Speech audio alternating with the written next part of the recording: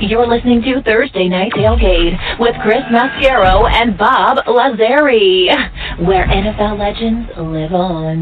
Back to you, boys. It's him. He's alive. And now joining us to go through our 5-star picks of the week is former Patriots Pro Bowl running back Tony Collins. Hey, Tony, how are you this week, my friend? Tony.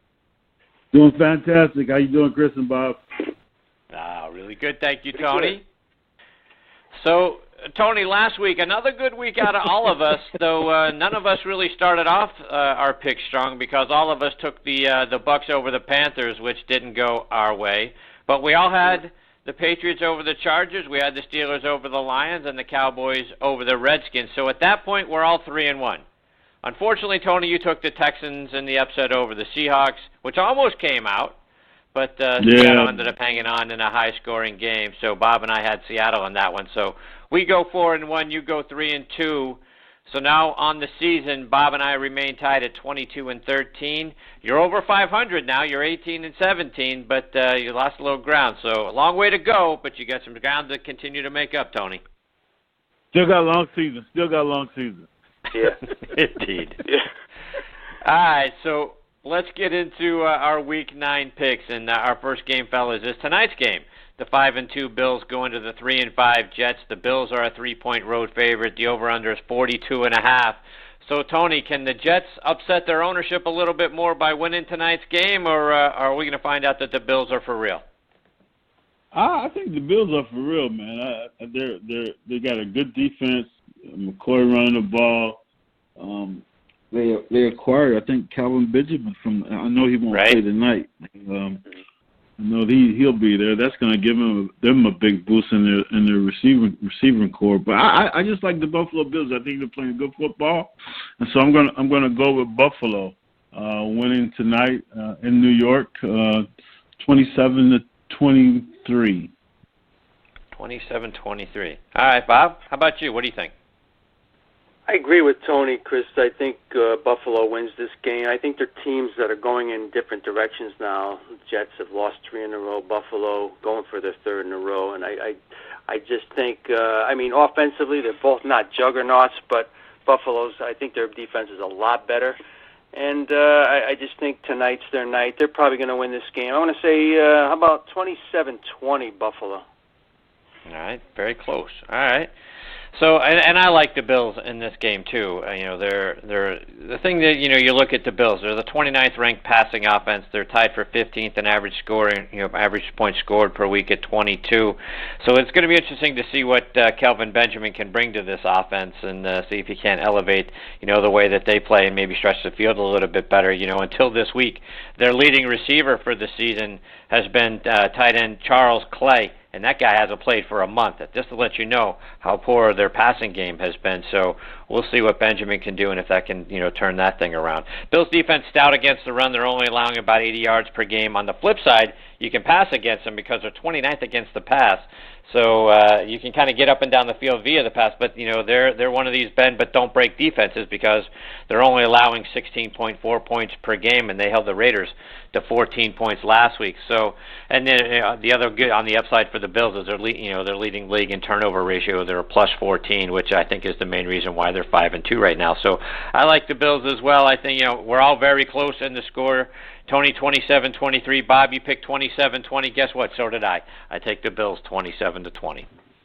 Our second game this week is the 4-3 Falcons going to the 5-3 Panthers. It's a pick'em game. That's how close they see it. And the over/under is 43.5. Tony, can the Falcons get back into the division race here, or is it going to be a long season, kind of the Super Bowl hangover for the Falcons this year? I mean, you know what? Both of these teams, it's a divisional game, so it's a big game. Both of these teams, one week they play great, another week they play terrible. So I don't know which team is going to play terrible this week, but I got to go with Carolina playing at home. I just think I'm just confused about Atlanta, man. I just don't know where their heads are right now. So maybe if Atlanta was playing at home, I might take Atlanta, but since Carolina's playing at home, I'm going to go with Carolina. Not a lot of scoring. I say 2013, Carolina. All right. Bob, what do you think? I don't bet against Atlanta too much, but I agree with Tony. I mean, I like Carolina at home. Neither team, if you follow them on a weekly basis, they do make you scratch their heads. Like, you think they're going to come out and start doing stuff and get on a roll, and then they kind of take a step backwards. But and Atlanta's a pretty good road team, but I just think Carolina kind of wants to distance themselves. That division is up for grabs, and amazingly Tampa Bay is falling out of it, and that was one of the favorites. So this is a crazy division. So I'm going to go with Carolina. I'm going to say they win, how about 24-17? All right. And I'm like you guys. I haven't liked what I've seen from the Falcons over the last 4 weeks. In the last 4 games, they're only averaging 16.5 points a game. So, the offense certainly isn't what we saw from the Falcons last year. Matt Ryan has only thrown for 300 yards once this season, and that was all the way back in Week 1. He's only thrown for multiple touchdowns in a game twice this season, so you can see where the struggles are. And the Falcons' defense, middle of the road, tied for 15th in average points allowed. They're giving up 21.7 points per game. They're scoring for the season 21.9 points per game. So, you got 21.9 you're scoring, 21.7 you're giving up. That sounds like a 500 team for me. They're 4-3 right now. I think they're going to be 4-4 after this game. So I'm taking Carolina as well, kind of close to what you guys had. I got 27-23. Our third game, fellas, is the 3-4 Bengals going to the 4-3 Jaguars. The Jaguars are a 5.5-point home favorite. The over/under is 39. Tony, who do you like here? I like the Jaguars. I think the Jaguars' defense and their running attack, and they're playing good football right now. So I'm just gonna go with Jacksonville with the victory. I think they might hit about 30 points on Cincinnati. Let's go 34-21. Jaguars. All right. Bob, who are you going with? I got to go with the Jags, too. Every time you get excited a little bit about what Cincinnati's doing, they take a step back. It is not a pretty situation there, guys. So Jacksonville, they can score points, there's no question. And surprisingly, Chris, you like their defense at the beginning of the year. They are playing good defense. And so I'm going to say, Cincinnati goes in there and kind of just spins their wheels again. They're just not scoring. 120 points in the season, I think that's about it. So, yeah, Jacksonville wins this game. I'm going to say pretty handily. How about 34-21? Wow, same as Tony. All right. And, guys, when I look at this Bengals team, barely got by the Colts last week, and the Jags were on a bye, so they've had some time to rest up and get prepared for this game. Andy Dalton struggling so far this year. He's 21st in passing yards, 28th in passer rating, 11 touchdowns to 8 interceptions. Their offense is 26th in the league in scoring average. The defense keeping them afloat a little bit, right? They're only allowing 19 points per game. But, to your point, Bob, speaking of defense, boy, the Jags, ranked number 1 in scoring average and number 1 against the pass. They're dead last against the run now. They're giving up 139 yards per game, so I would expect to see a lot of carries from Joe Mixon this week. But that Jaguars defense, they also lead the league in sacks. They're third in interceptions. They're a +8 in the giveaway-takeaway ratio, and they're also the top rushing offense in the league, and they're 8th in average points scored. So just so much to like about the Jags, and not very much to like about Cincinnati, and the Jags are at home. So I'm with you guys. I'm taking the Jags 27-16. We've got our next guest, Randy Fuller, hanging on the line. We're going to get to Randy here in just a second. Our fourth game this week, fellas, is the 6-2 Chiefs going to the 4-3 Cowboys. Another pick'em game. The over/under is 51.5. So, Tony, who do you think comes out on top in this game? I like the Cowboys. I just like the way they've been playing. The defense been playing good football. Their rushing attack, the quarterback, they got the receivers. They got it all. They just need to put it all together. I think their record should be better than what they are. So I'm going to go with the Cowboys. If this was in Kansas City, maybe a little bit different. But since it's in Dallas, we're going to go with Cowboys. Close game, 28-25, Cowboys. All right. Bob, is Tony right? I like Dallas, too, at home. I think they're on a mission to prove they can win without Elliott. That whole situation's been a nightmare. But, I think they have to turn they just have to look at the fact that, McFadden and Morris are going to be running there. And the two of those guys have had a lot of success in the league. So, if you use them correctly, I don't think they lose too much there. So, I mean, again, I think Des Bryant's due for another good game, and Prescott is going to do what he's going to do. And both teams can score, we know. I just think the Cowboys at home are going to have a little extra incentive this week. So I'm going to say it's a high-scoring game. They win 31-28. All right.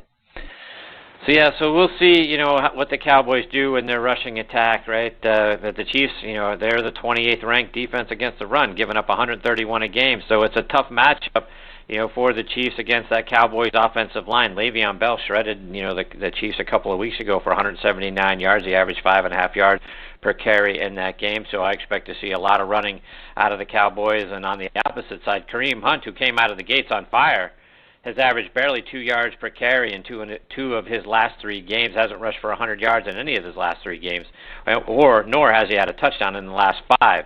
So I'm with you guys. I like the Cowboys. I think they win this one 30-20. Our last game this week, fellas, is the Monday night game featuring the 3-4 Lions going to the 4-3 Packers. The Lions, you can tell there's no Aaron Rodgers. The Lions are a 3-point road favorite, the over-under 43.5. So, Tony, can the Packers and backup quarterback Brett Hundley, can they get a win and keep their hopes alive long enough for Aaron Rodgers to come back, or is this going to be Detroit's week? I think it's going to be Detroit's week, man. Losing Aaron Rodgers, that's a quarterback that can't be replaced. So I just think they're not going to be able to move the ball as well as they would have. So I think Detroit will come in there. It's always tough to win in Green Bay, but without Aaron Rodgers, it makes it a little bit easier. So I'm going with Detroit. Going to go 23-17 Lions. All right, Bob, what do you think? I'm with Tony again, guys. I think Detroit. I don't think I've ever picked Detroit over Green Bay at home or on the road ever. But this is a little different. Without Rodgers, their 2 best receivers, Tate and Jones, have more yardage, believe it or not, than Adams and Nelson. That's amazing to me. So, yeah, I think it's the Lions' time. Packers are just the reeling from that guy's loss, and so yeah, Detroit wins this game. I'll say it's kind of an ugly game, but how about 20-16?